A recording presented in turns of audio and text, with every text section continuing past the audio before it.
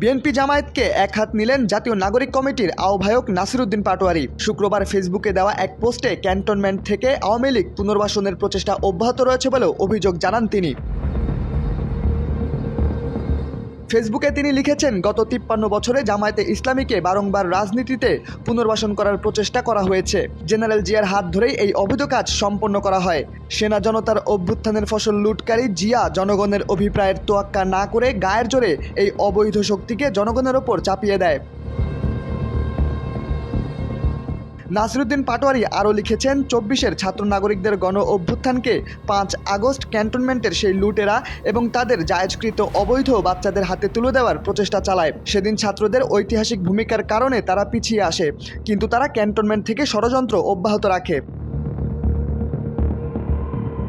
ক্যান্টনমেন্টের ষড়যন্ত্রকারীরা দেশের ছাত্র নাগরিকদের গণতন্ত্রের পথ রুদ্ধ করার অভিপ্রায়ে 24-এর খুনি হাসিনা ও তার দল আওয়ামী লীগ পুনর্বাসনের প্রচেষ্টা চালাচ্ছে বলেও জানান তিনি। এমন অবস্থায় দেশপ্রেমিক ছাত্র নাগরিকদের কাছে কিছু আহ্বান জানান তিনি।